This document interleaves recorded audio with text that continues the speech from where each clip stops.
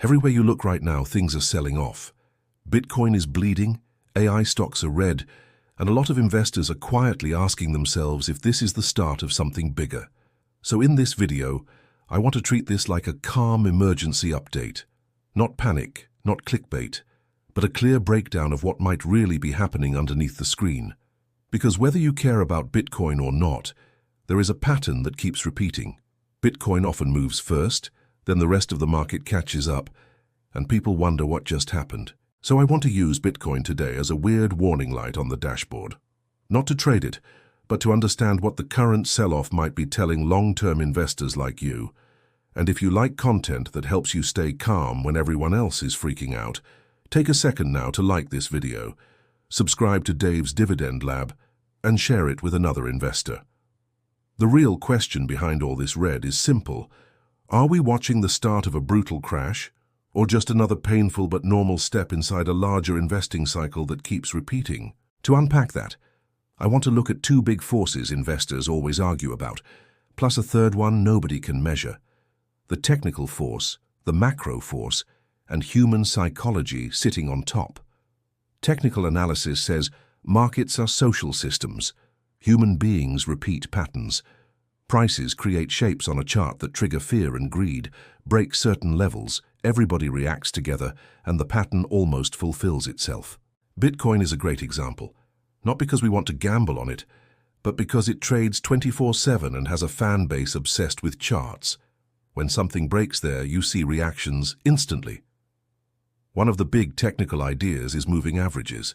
Instead of staring at every wiggle, you smooth out the last 50 weeks of closing prices, and you get a kind of trend line people worship. When price stays above that line for a long time, bulls feel invincible. When price slices below and hangs there, a lot of traders decide the party is over and start unloading their positions together. People count how many days it takes from one bottom to the next top, or top to bottom, and those numbers slowly turn into part of the market legend. If enough traders believe that a certain time window or price level matters, their belief becomes a trigger. They sell or buy when it hits, and the pattern looks even more real the next time. Recently, we have seen moments where Bitcoin started sliding, even while the headlines still looked positive. Regulatory clarity improved, big institutions bought more, yet price rolled over anyway. That disconnect makes regular investors deeply uncomfortable. Because you log into your account, you see green news and red numbers and your brain panics. Something must be wrong. That feeling alone can drive more selling, even if nothing fundamental changed overnight. Now let us zoom out from the chart and look at the second force, the macro force. This is the plumbing behind the market, the interest rates, the liquidity, the global money currents. For more than a decade, a lot of the world got used to cheap money. Near zero interest rates, endless stimulus, and a feeling that central banks would always step in to rescue every dip. When money is that cheap, big investors borrow in one place and invest somewhere else with a little higher yield. That spread feels like free money, so cash floods into risk assets to chase returns. But when interest rates change, those beautiful little spreads can disappear or even turn negative. Suddenly the free trade is not free. Investors begin closing positions, selling assets, and bringing money back home. At the same time, when central banks slow down or stop tightening, it can be weirdly scary. Ending quantitative tightening sounds positive, but it means someone sees stress in the system we cannot yet see. So risk assets start to feel like the wrong place to be. Tech stocks priced for perfection, speculative names, crypto, anything with story over cash flow, those tend to get hit hard first. Liquidity is like the ocean tide. When it comes in, almost everything floats higher together. When it goes out, especially after years of easy money, we finally see who was swimming naked. Bitcoin reacts quickly in this environment because it is incredibly liquid. You can trade it 24/7 globally, even on weekends. So when big players want out fast, this is often the first exit door. Then people who are sitting on huge gains in AI, semiconductors, or speculative tech look at the red candles in Bitcoin and think, maybe I should lock in profits too before this wave spreads everywhere. So technical patterns and macro conditions are already pushing in the same direction. But there is a third layer to all of this, something messier and harder to model, which is simple human psychology. Inside the Bitcoin world, people have quietly been fighting over identity. Is Bitcoin supposed to be pure digital money, nothing more? Or a kind of permanent data library that stores all kinds of files forever? Some updates made it easier to attach more data to the blockchain. That opened the door to images, memes, NFTs, and all kinds of creative experiments, but also raised fears about spam and questionable content. If people start imagining the worst possible files ending up on a permanent public ledger, they start worrying about regulations, lawsuits, and the future of the network. Some holders decide they want out. Put that together with price breaking below important technical levels and global liquidity shifting, and you get a perfect emotional storm. Some investors say, "I will just sit this out," and they sell. So now we have three layers pointing in the same direction. Charts flashing warning signs, money currents reversing, and internal drama inside one of the loudest markets on the planet, all feeding into fear. There is also a fourth perspective I really like, which compares this moment in Bitcoin to an IPO. When a company finally goes public, early investors finally have a real exit with deep liquidity. For years, early backers might have been rich only on paper, but unable to actually sell without destroying the price. Once enough buyers exist, they can slowly cash out life-changing amounts without crashing everything. Bitcoin has now reached a point where there are companies, funds, even countries buying it. There is ETF demand, there is institutional interest, and that finally gives some early whales a chance to diversify. If you were sitting on billions in one incredibly volatile asset, you might also say, you know what, that is enough. I'm going to quietly sell a portion and de-risk my life. That does not mean you believe the asset is going to zero. It just means your personal game is effectively won. You no longer need every last upside dollar the way a new buyer might, so this part of the sell-off can look like a slow transfer. Early holders reduce exposure in waves, new investors eagerly buy the dip, and price grinds lower for months even without dramatic headline. Put all four ideas together, and you get overlapping waves. Technical warning signs, a changing liquidity backdrop, internal narrative fights, and big early winners taking profits. None alone explains everything, but together they feel heavy. That is interesting, but here is the real point of this channel. What does any of this mean for you as a dividend investor who wants consistent progress toward financial freedom over the next decades? Here on Dave's Dividend Lab, the goal is not to perfectly time Bitcoin cycles. The goal is to build a machine that throws off cash every month, whether headlines scream euphoria or disaster. You do not need to know the exact week Bitcoin bottoms.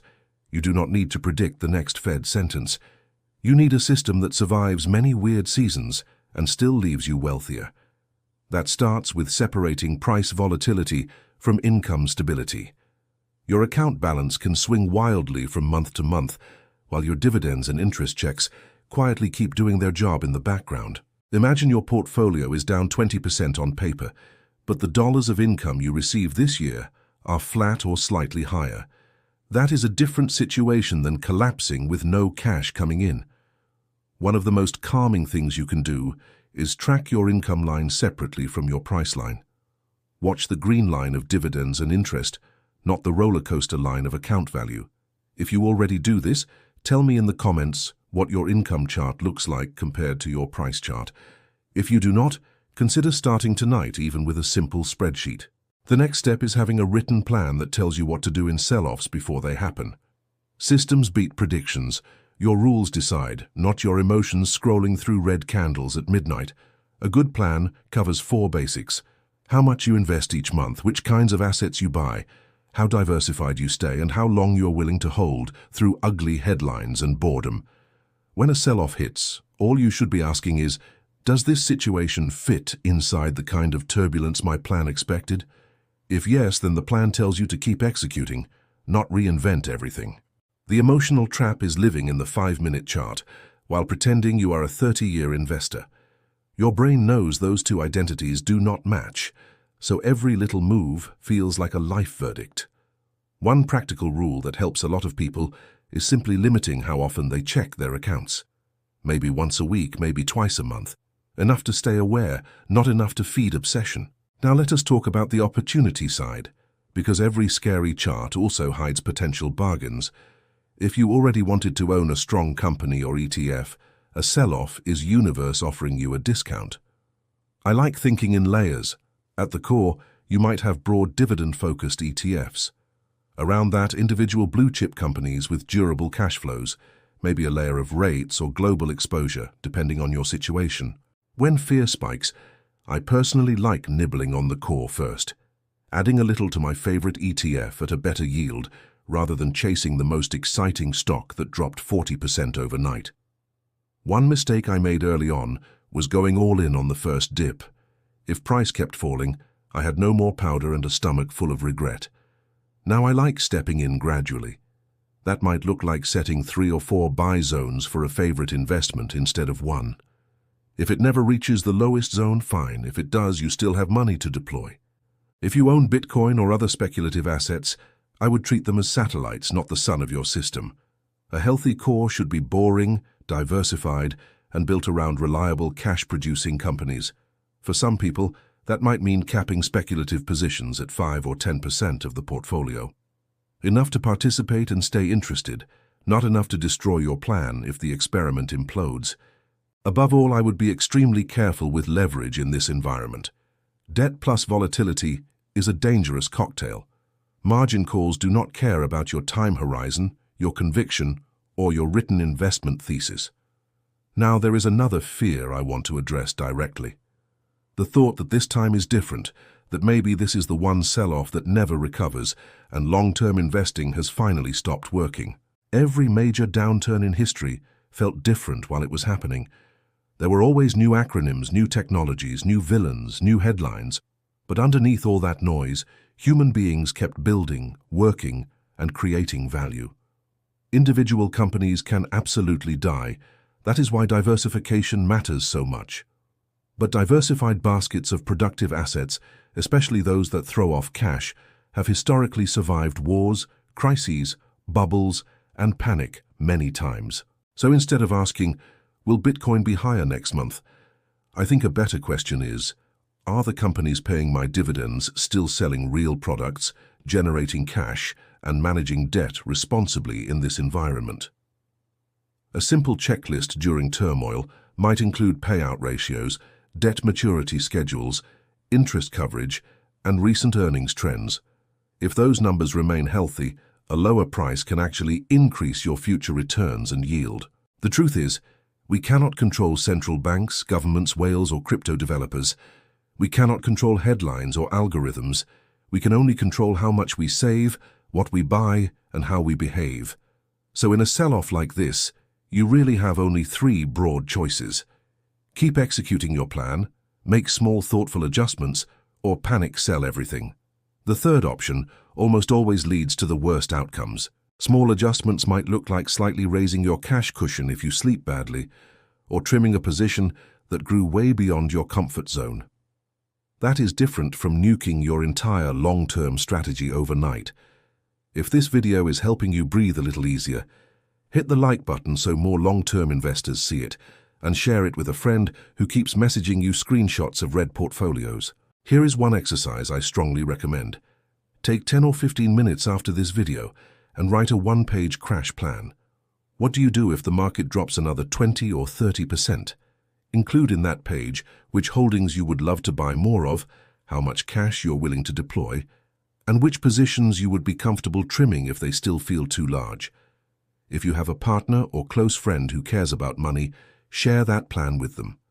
Ask them to challenge it. Often another pair of eyes can spot emotional blind spots you might miss. Remember that IPO analogy for Bitcoin, the idea of wealth transferring from early holders to the wider public. Your dividend journey has stages too, and what you feel in each stage is completely different. Stage 1 is brutal. You are starting from almost nothing, maybe a few hundred or a few thousand invested. Every contribution feels small, every dip feels huge, and your dividends look like a joke. Stage 2 is when you cross into meaningful territory, maybe 10 or 20,000 invested. Suddenly your contributions plus small market moves make a noticeable difference. You begin to see that this game actually works. Stage 3 might be around that 50 or 100,000 mark. Now downturns feel scarier because the dollar amounts are bigger, but your income is more substantial. You see rent, bills, or groceries covered by dividends. When you think like an owner, volatility becomes the price of admission, not a personal attack. Red days feel like markdowns on inventory, not the universe trying to humiliate you in front of brokerage app. Picture two investors in the same market. One sells everything at the bottom, swears off investing, and sits in cash. The other keeps buying quality, reinvesting dividends and ignoring predictions. 10 years later, outcomes flipped. Nothing about the market changed between those two stories. What changed was behavior. That is why I focus so much on mindset, habits, and systems instead of chasing the perfect prediction about next month.